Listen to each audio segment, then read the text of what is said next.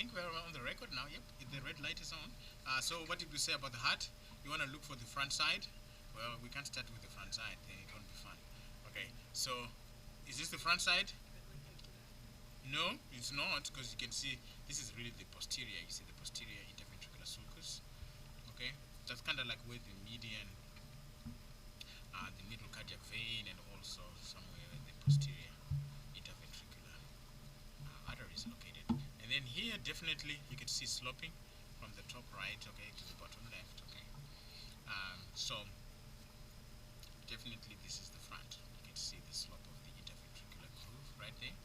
So while we're at it, we might as well identify the interventricular groove or interventricular sulcus.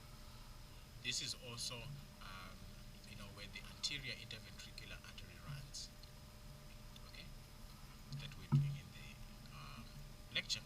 And then to confirm that this is indeed the anterior side of the heart, then you see right in front the pulmonary trunk, which is right there.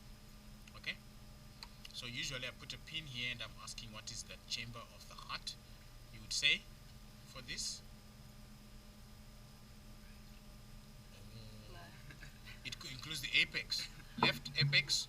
So the left includes the apex, so this is the left, and the right is the smaller one that doesn't include the apex. You see, this is the right. The right ventricle is smaller than the left ventricle.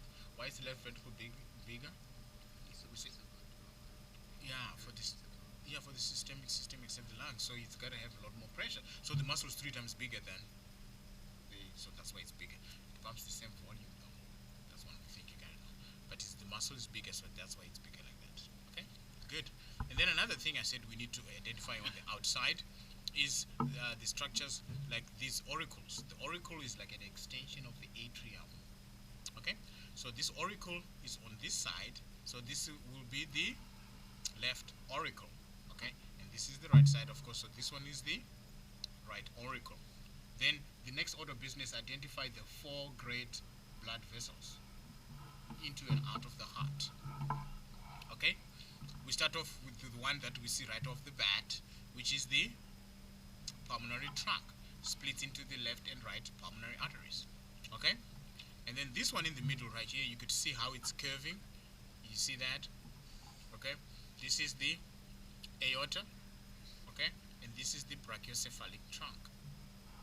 This one right here, the one I'm touching. See this one, brachiocephalic trunk, and this is the aorta. Okay, so that's 2. Then if I go on the left side, you see how on the left side here, those ones are really cut off. You can see how it's all cut off.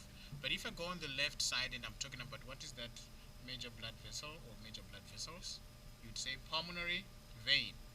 There's 4 of them actually that come over here to the left side. Okay, and usually they just chop them off, so you usually rarely see them. Okay? If I go on the right side, on the right auricle, and I'm talking about what's that blood vessel, and you could see this one right here. This is probably the superior vena cava, but you just say vena cava in the exam, okay?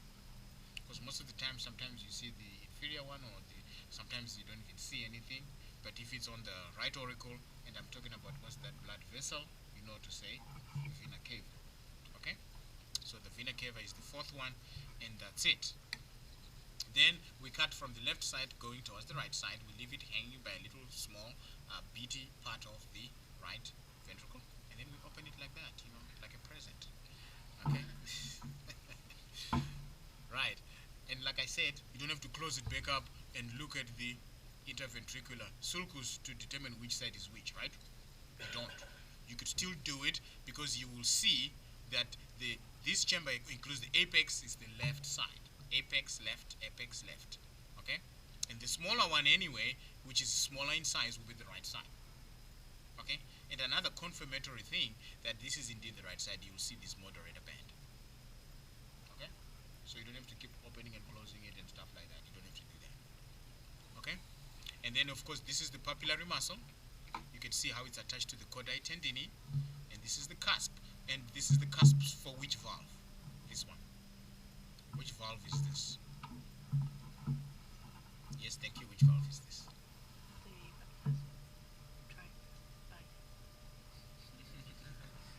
Okay, you said both. That's good. That's a good trick. Okay, let's start. Which side are we on? Yeah, so which one is on the right side? Yeah, of course, tricuspid. You see, you know it. You just have to say to yourself, where am I? Okay? And then, yeah, you're catching on. That's good. That's excellent. You know, you guys catch. If I didn't teach you anything, you know how to joke.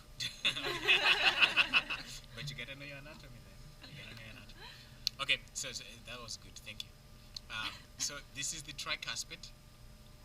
Okay, and of course this one is the bicuspid. Okay. Remember I said the tricuspid, the atrioventricular valves and the semilunar valves are on the same plane. Now look at this. You see, this is the aorta right there. You see, there is the aorta. And do you see this valve then? Which valve is this? This one right here. If I say this is the aorta, so which valve is this? We said this is the tricuspid. I mean the bicuspid, right? So what is this?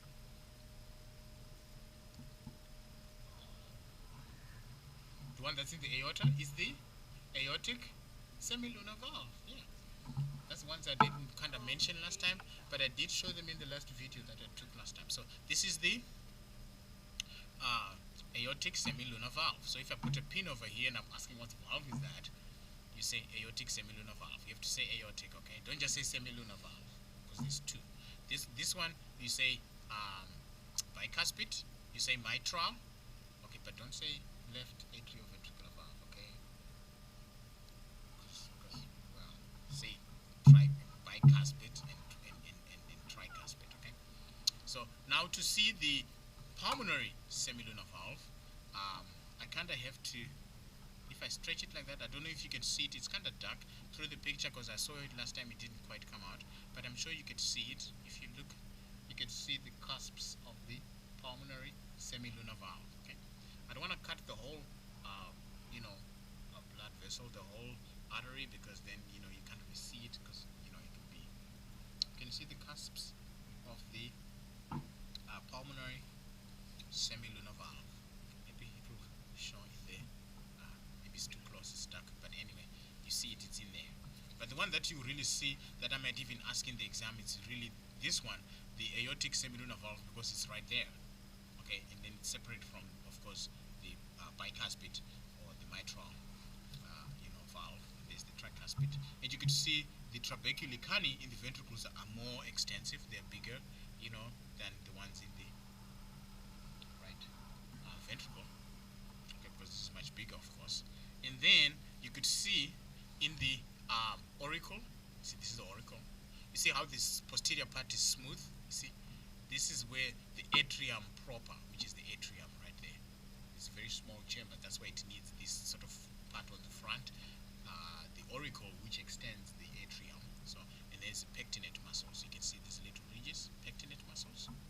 Okay, and this is the interventricular septum, through which the bundle of His comes, and then it splits into the left-right bundles. Then the Purkinje fibers spread the impulse in the ventricular myocardium. Okay, so a bit of vision from there. Chordae tendini, and then this papillary muscle, okay, and then trabeculicani. Right. So that's really it for the heart. Internal structures, external structures.